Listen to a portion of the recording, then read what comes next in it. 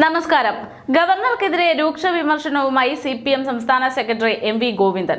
നയപ്രഖ്യാപന പ്രസംഗം ഗവർണർ നടത്തിയത് സാങ്കേതികകരമായിരുന്നില്ല എന്നും ഗവർണറുടേത് നിലവിട്ട പെരുമാറ്റമാണ് എന്നും MV ഗോവിന്ദൻ പറഞ്ഞു.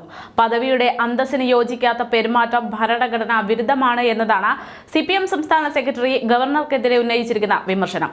റിപ്പബ്ലിക് ദിനത്തിലെ പ്രസംഗം കണ്ടതോടെ ഗവർണർക്ക് ആരോഗ്യ പ്രശ്നങ്ങളൊന്നുമില്ല എന്ന് വ്യക്തമായി എന്നും ഗവർണർ കുറെ കാലമായി എടുക്കുന്ന നിലപാടിന്റെ തുടർച്ചയാണ് നിയമസഭയുടെ തുടക്കത്തിൽ ഉണ്ടായതെന്നും MV ഗോവിന്ദൻ പറഞ്ഞു. സാധാരണ ഗവർണർമാരുടെ കീഴ്വഴക്കമല്ല കഴിഞ്ഞ ദിവസം കണ്ടത്. ഗവർണറുടെ പദവിക്ക് ചേരുന്നതല്ല ഇപ്പോൾ നടക്കുന്നത് എന്നതാണ് വിമർശനം. ഡൽഹിയിൽ LDF നടത്തുന്നത് സമ്മേളനമല്ല എന്നും കേന്ദ്ര സർക്കാരിനെതിരായ പ്രതിഷേധ സമരം തന്നെയാണ് എന്നും MV ഗോവിന്ദൻ വ്യക്തമാക്കി.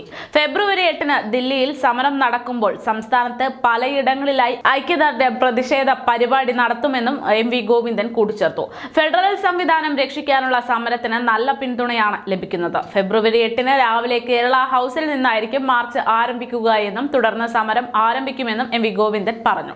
അതേസമയം ഗവർണർക്കെതിരെ രൂക്ഷ വിമർശനവുമായി CPM നേതൃനിരയിൽ നിന്ന് ഓരോ നേതാക്കളും രംഗത്തേക്ക് വന്നുകൊണ്ടിരിക്കുകയാണ്.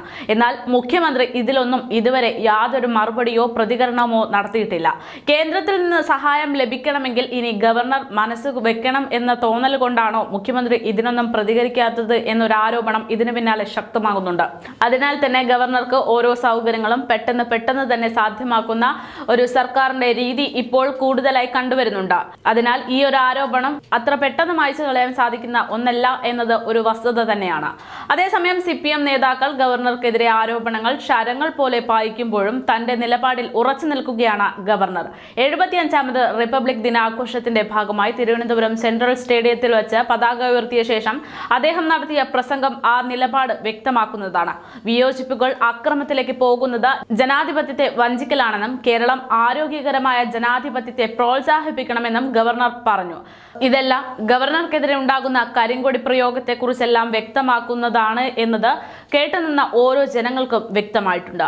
ഉന്നത വിദ്യാഭ്യാസ രംഗത്തെ ബാഹ്യ ഇടപെടലുകൾ അക്കാദമിക മേഖലയെ മലിനമാക്കുന്നുവെന്നും അദ്ദേഹം കൂട്ടിച്ചേർത്തിരുന്നു. ബാഹ്യ ഇടപെടലുകൾ ഇല്ലാത്ത സ്വതന്ത്ര വിദ്യാഭ്യാസ സ്ഥാപനങ്ങൾ കേരളത്തിന് അനിവാര്യമാണ് എന്നും ഗവർണർ കൂട്ടിച്ചേർത്തു.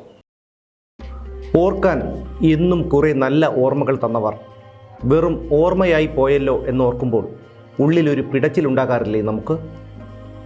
എത്ര വർഷങ്ങൾ കൊഴിഞ്ഞുപോയാലും നമ്മുടെയൊക്കെ ഓർമ്മകളിൽ മധുരമുള്ള ചില ഓർമ്മകൾ ബാക്കിയുണ്ടാകും.